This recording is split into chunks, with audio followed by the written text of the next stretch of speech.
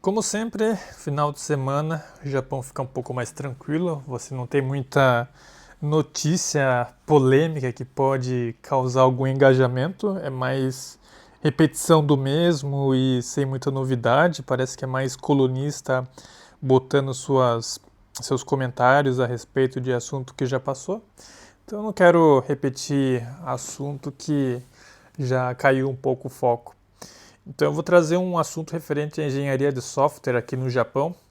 Para quem não sabe, eu sou engenheiro de software e é dessa forma que eu me mantenho por aqui. E uma coisa interessante que você pega na cultura japonesa, nesse meio de empresas que engenheiros de software trabalham, é a questão da passividade da galera.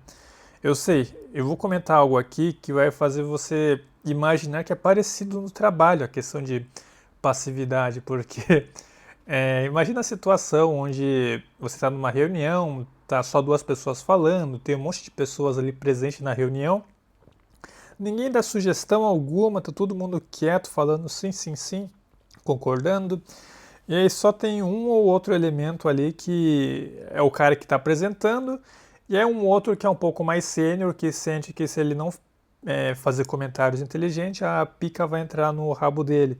Então fica só aquele diálogo entre duas pessoas e um monte de pessoas observando.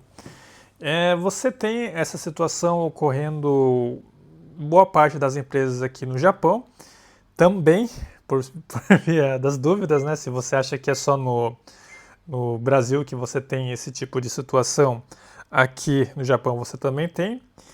E o ponto aqui é o seguinte, é como que o japonês ele tende a seguir o que você faz se você está na maioria. Como assim? Eu fui um dos caras que meio que tiltou aqui nos últimos tempos por conta de um gerenciamento de merda, cara. Pensa só na seguinte empresa. Eu vou tentar descrever com o máximo de detalhes possíveis, porque não tem muito engenheiro de software, imagino, acompanhando meu canal. Então, para aqueles que estiverem aqui ouvindo e nem imaginam do que eu trabalho, como é o trabalho de engenheiro de software, eu trabalho criando sistemas, né? Engenheiro de software faz sistemas e você precisa tocar diversos projetos em um time. Então, eu tenho o meu projeto, eu toco um projeto A, uma pessoa que está no meu time toca um outro projeto B, mas tudo referente ao mesmo serviço. Tudo o mesmo programinha de computador, o mesmo aplicativo que você vê aí no celular. E o que acontece? Dependendo do gerente que assume ali o time e comanda os projetos que vão entrar para execução, pode dar muito bom, pode dar muito ruim. Por exemplo, imagina que um projeto seja para você olhar para o lado esquerdo e o outro projeto seja para você olhar no lado direito ao mesmo tempo. É claro que vai dar merda. Ou de repente botar um carro para seguir à direita e um outro carro para seguir à esquerda. Vai dar pau, vai dar conflito. E é exatamente esse tipo de cenário que eu acabei me deparando e tendo que lidar nesses últimos dias aqui, numa certa empresa que eu ando trabalhando. E obviamente o nível de estresse ele subiu muito, porque além disso você tem a questão de tempo, o tempo praticamente não é documentado em lugar algum, você tem só a imaginação do gerente de que você está trabalhando somente no projeto A. Só que aí entra treinamento de merda do RH, entra uma reunião ali, outra ali, pedindo favor referente a um projeto, outro projeto que está pegando, o projeto B ou C, por exemplo, por mais que você só tenha estimado tempo no seu planejamento, né? Aqui planejamento é sprint para o projeto A. Então você já viveu a loucura, o seu tempo ele acaba acrescentando, virando uma bola de neve, porque você tem que dar review em tarefas que são de outros projetos, e aí vira aquele nó e, consequentemente, você tem que fazer horas extras. Eu estava fazendo 2 horas extras ou mais todo dia nesses últimas semanas. Tava o cão chupando manga.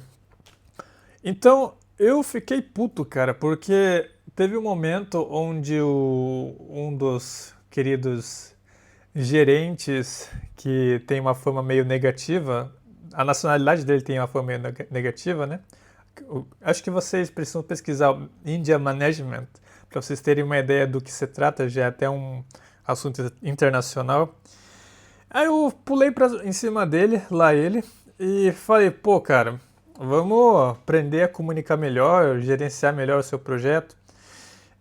Que é um problema que ninguém tá falando, mas tá uma merda essa porra. É claro, eu tentei suavizar um pouco o discurso, não lancei exatamente essas palavras. E aí, aos poucos foram. Quer dizer, na primeira vez foi só eu falando. Foi uma reunião ali que eu falei, mano, tá uma desgraça a comunicação aqui, vamos melhorar. Porque a comunicação, além de tudo, era feita somente em um grupo de times. Não era separado projeto A, comunicação do projeto A. Projeto B, comunicação do projeto B. Era tudo no mesmo grupo do Teams. Então, se os projetos, além de eles serem conflitantes, a comunicação toda estava sendo feita em um único grupo. Aí você já viu a merda, né? Era uma alteração que conflitava com o que você estava fazendo, que ficou lá em cima no histórico, o que você precisava saber. E ficaria muito mais fácil de você perceber a alteração que foi feita se tivesse em caixinhas diferentes de conversa para você identificar quais alterações foram feitas. Então você vê o caos que é trabalhar com esse tipo de gerenciamento ou ausência de gerenciamento. E qual é o ponto de eu estar contando tudo isso, né? Que eu fui o primeiro a explodir ali e soltar o verbo. Eu falei, mano, vocês vão todos se foder, cara. Porque do jeito que tá aqui, é para você quitar da empresa em 2 meses no máximo. E a primeira sprint, né, o primeiro 2 semanas de planejamento que a gente tinha para o projeto, eu fui o primeiro que levantou a mão e falou, mano, tá uma merda isso. Passou outras 2 semanas, apareceu mais uma pessoa falando a mesma coisa, a comunicação tá uma merda, era um japonês por sinal. E na terceira sprint, sprint aqui é período de 2 semanas na minha empresa, mas varia de empresa para empresa. Na terceira, o time começou a levantar a voz, todos eles.